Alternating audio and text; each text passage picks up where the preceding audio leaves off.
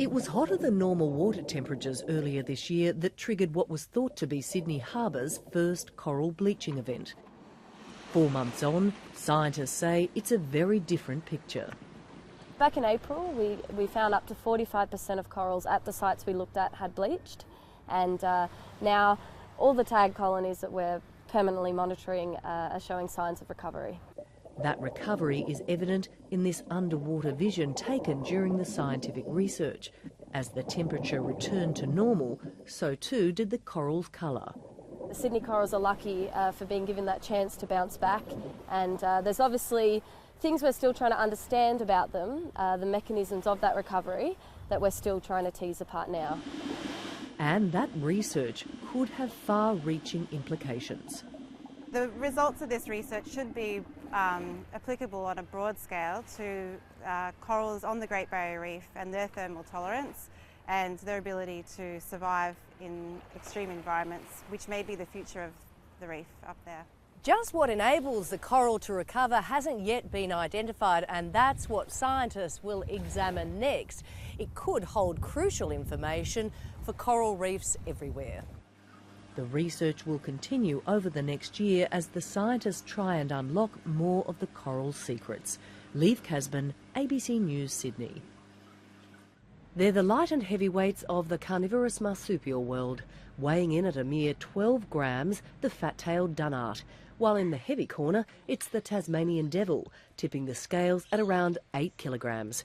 The diets of both animals are now being closely monitored. It's about obtaining a deeper understanding of carnivore nutrition, an understanding that then can be used in managing captive carnivores for conservation purposes. What it's going to tell us is a lot more information about the smallest carnivorous marsupial and the largest, and how we can better feed them in captivity and manage their weight.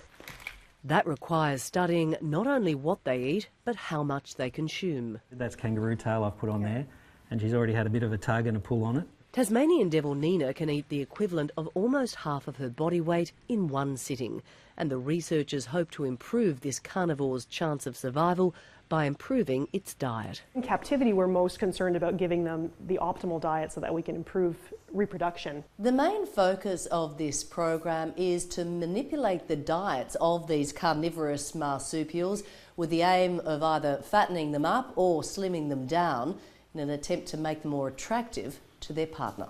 It's particularly important for the endangered Tassie devil, which is already under threat from facial tumours and vehicle collisions. If a boy's too small, even if he wants to do it, if he knows what to do, sometimes she'll reject him quite aggressively. And the girl's going to have to trim down? I don't think that makes much difference to the boys, quite frankly. No way. The study will last for 3 years, and it's hoped a better diet will lead to a longer life. LivCasben, ABC News, Sydney. The information gathered here offers a window into the wild so that the behaviour of the little penguins and the marine environment they live in can be better understood. Part of that research is looking at how far the little penguin has to travel to satisfy their not-so-little appetite. This animal will probably become endangered because it's currently listed as vulnerable.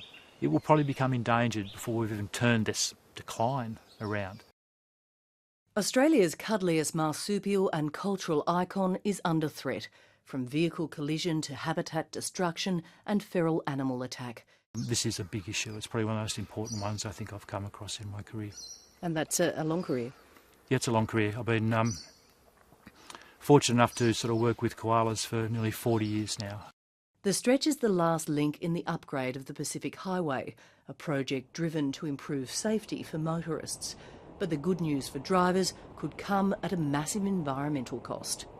The modelling that we've done, and we've used international standards for modelling, has indicated this population will probably proceed to localised extinction by 2035. And when he says, wipe out the population, look, he's an expert, but I've got other views that suggest not necessarily. Now, because what happens is koalas die for other reasons as well. At Menindee, fifth-generation farmer Kate McBride is fired up.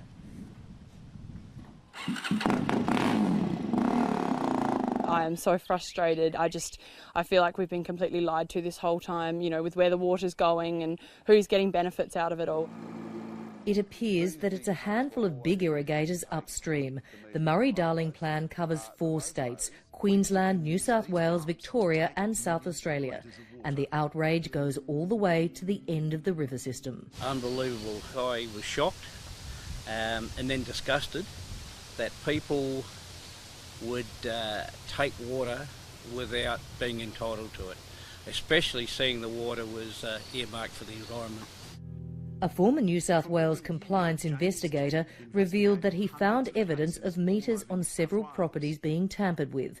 But in areas upstream like Walgett, farmers say most irrigators are sticking to the rules. It is a bit of a concern when you get an industry that is, singled out, not as an irrigator even, but as a cotton grower. Legal advice on what walking away means. The revelations went further, suggesting the New South Wales government, in discussion with lobbyists, considered abandoning the Murray Basin Plan altogether.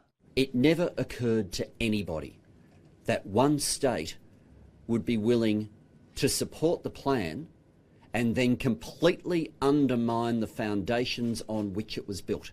The federal opposition and South Australian government are both calling for a national inquiry. New South Wales has ordered its own investigation.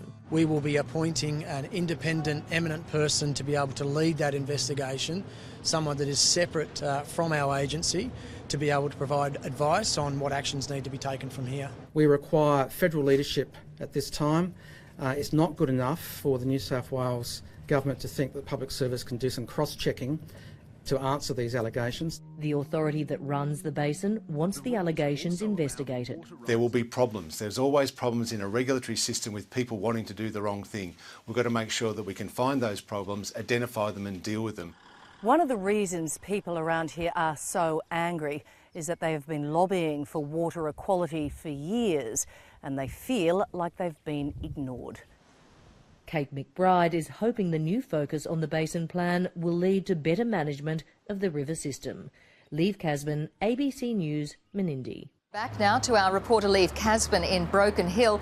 Liv, how is that pipeline talk resonating where you are?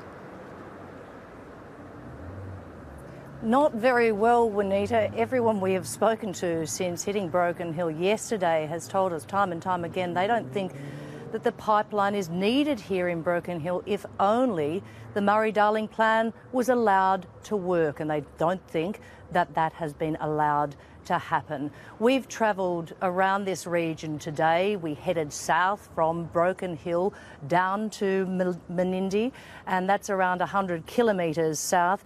There we found a town that once could attract up to 400 visitors a day. Today it was just a handful, Juanita.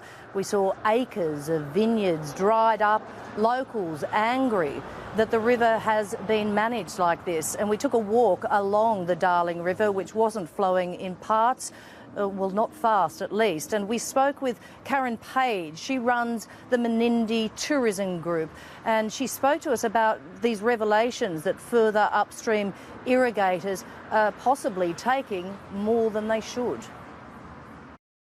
It makes me angry. It makes me angry that they feel that they have a right to the water that they have maybe paid for, but then they expect more. And even if it jeopardises other people, it seems that they don't care. It's very emotional for us. That was an emotional Karen Page we spoke to earlier. She wasn't the only one emotional today. There is a lot of anger, as I say. We spoke to farmers in the area. We spoke to other tourism operators. We also spoke to the Aboriginal Land Council.